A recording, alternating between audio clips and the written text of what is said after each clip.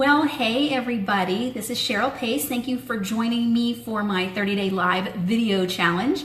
Yesterday we were talking about an excerpt from the book, The Four Agreements, and we were talking about how we tend to make assumptions because we are too afraid to ask for clarification. And it really got me thinking about fear. You know, fear is one of my favorite subjects to talk about because I lived a large part of my life in fear, but I learned how to get past it. So I speak from experience when I say that, we let fear control us. It keeps us from reaching our full potential, and we choose it because it's easier. But sometimes don't you just want to say, I am so tired of being a chicken. I don't want fear to control me anymore. Well, I will tell you that every time you submit to fear, you start losing your confidence. But when you face your fears and stand up to them, fear loses its power. We don't need to lead a fearless life. We need to lead a courageous life. Winston Churchill says that fear is a reaction. Courage is a decision. And, if you don't have any fear going on at all in your life, well, you're probably stagnant. So I want to tell you a little story about when I was in 6th grade. Back then it was elementary school. I was in the chorus and we were doing a production.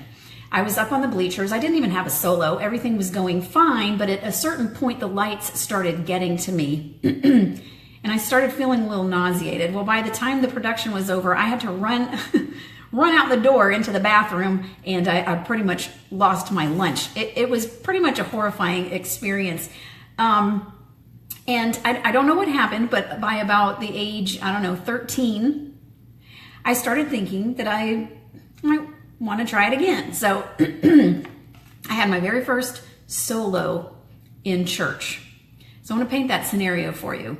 Here I am. It's in the choir, but I've got the microphone in front of me. I can tell that it's getting close to the point where I'm supposed to sing this solo. And so I start shaking.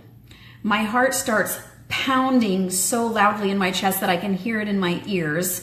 My legs are wobbling. I'm getting hot. My head starts spinning, and I thought I was going to pass out. I start counting 3, 2, I'm just about to come in 1, and I'll tell you what came out of my mouth. Ah.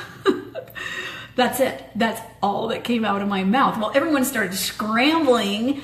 Oh my gosh, she flaked out. What do we do? Somebody jumped in. They sang my part for me. I tried to hold it together until after church was over. And then, I walked straight out the door, didn't make any eye contact with anyone. I went straight to our car, went in the back seat, got on the floorboard, and just put my hands over my head. I was so humiliated. When I got home, I went in my room and I just cried my eyes out. I was so embarrassed. And then, when I got it all out of my system, I started thinking, next time. And I thought, wow, next time. That actually crossed my mind. I thought, next time, I bet I can do a better job. Well, after I messed up so badly, it would have been really easy for me to never do that again. It's so vulnerable. It's easy for us to talk ourselves out of things by saying, well, I don't want anyone to think I'm silly or dumb or, I don't want to fail. It's really easy to talk ourselves out of it. But you know what? Here's a news flash. It's not about other people. It's all about you reaching your full potential and using your God-given talent. I think back about, and you think about this too. Do you remember the first time you ever rode a bike? I remember when my son first rode a bike. Okay, he was petrified of riding a bike, but there was something inside of him that did not want to give up. Little kids have this relentless courage, right? So he was really scared he was going to fall, scrape his arm, break his leg, I don't know. But he couldn't help himself. He had to keep trying. He wasn't thinking about who's watching or, am I wobbly or whatever. He wasn't thinking that. I was holding the bike. He was pedaling. I eventually let go. He realized what he was doing. It didn't occur to him what other people might be thinking when they were watching him. All he was thinking about was, oh my gosh, I'm sitting on this seat. I'm holding these handlebars of this piece of metal with two little skinny tires, and I am balancing. And he out loud, he yelled, I'm doing it. And you know what he was saying in essence? Fear did not win. That's powerful. Fear did not win. Well, just like my son, I didn't let fear win either after my little solo debacle. And if anyone would have told me back then some of the things that I would have done and that I ended up doing in the future, I probably never would have believed them. But I tried again. And every time I tried, it got a little bit better than the time before. And eventually, I sang at Disney a couple of times, actually, with the Disney characters, Chip and Dale. I think Chip had a little crush on me. I sang at Busch Gardens on New Year's Eve on this 20-foot pillar. It was really fun. I was the lead character in 3 different musicals.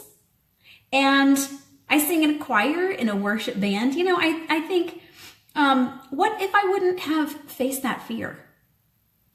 What if I would have given up after I messed up that one time? Think of all of the fun and the fulfillment that I would have missed out on. And not to mention, you know, when your motives are pure, God's going to use that to bless other people. I sang at so many weddings and even funerals where people would come up and say, you really blessed us. You know, what if I would have given up? Those blessings never would have happened. So I just want to challenge you. I want to challenge you to go back to that relentless courage that you had as a little kid. Don't live in a reactive state of fear, but choose to be courageous. All right, that's all I have for you today. If you got some value out of that, I would love it if you would give me a little heart or a like. Leave me a comment. Leave me your favorite quotes about being courageous, and definitely share this with someone that you think might benefit. Thank you so much, and I'll see you tomorrow.